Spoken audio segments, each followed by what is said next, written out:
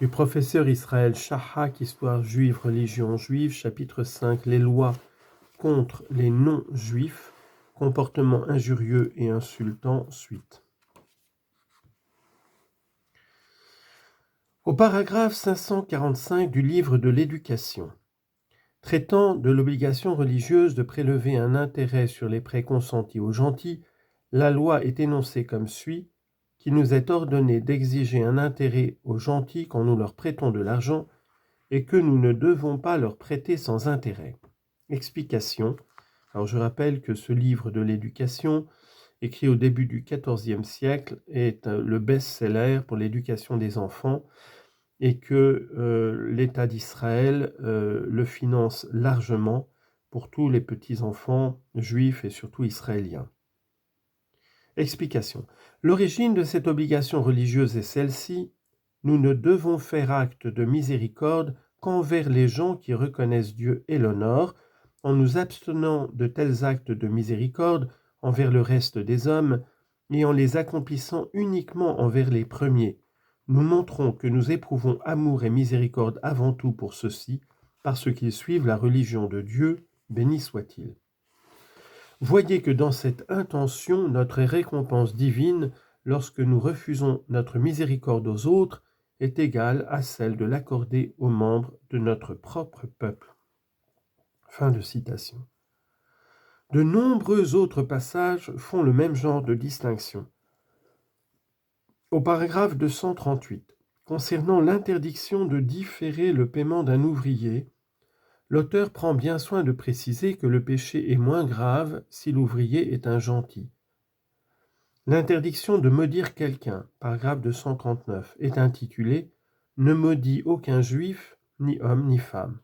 Semblablement, d'autres interdictions de donner des conseils trompeurs, de haïr les autres, de les humilier ou de se venger sur eux.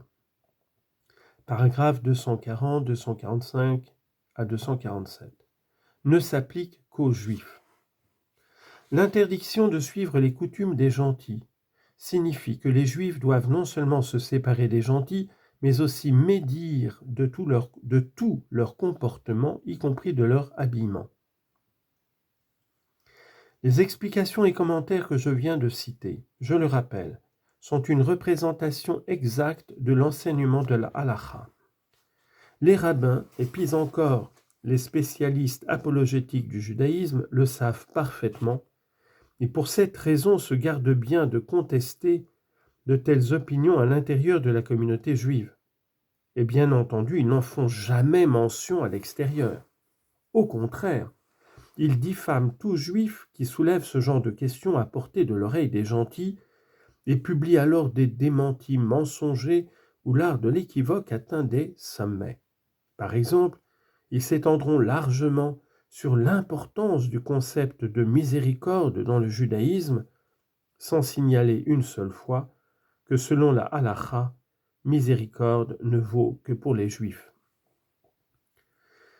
Quiconque vit en Israël sait à quel point ces attitudes de haine et de cruauté envers tous les gentils sont répandues et enracinées chez la majorité des juifs du pays.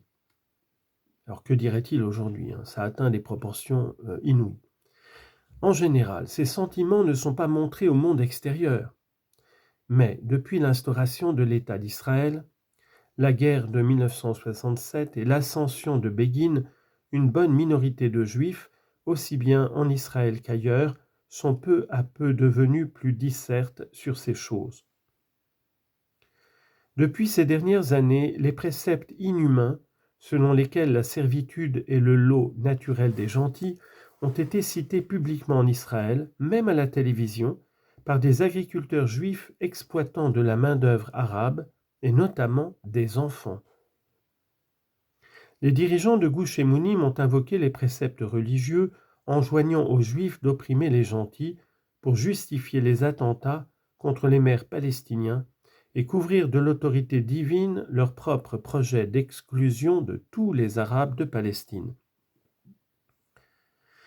Ces attitudes sont rejetées par de nombreux sionistes, mais régulièrement, leurs arguments se fondent sur des considérations d'opportunité, d'intérêt juif bien compris, et non sur des principes universels d'humanisme et de morale. Il déclare par exemple que l'exploitation et l'oppression des Palestiniens par les Israéliens tend à corrompre la société israélienne elle-même, ou que l'expulsion de tous les Palestiniens est irréalisable dans les circonstances politiques actuelles, ou que les actes de terrorisme israélien à l'encontre des Palestiniens ne peuvent que contribuer à l'isolement international d'Israël, etc.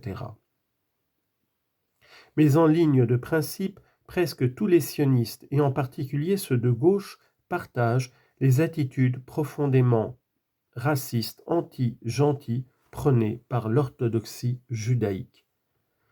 Seigneur, prends pitié, et viens convertir ces cœurs endurcis.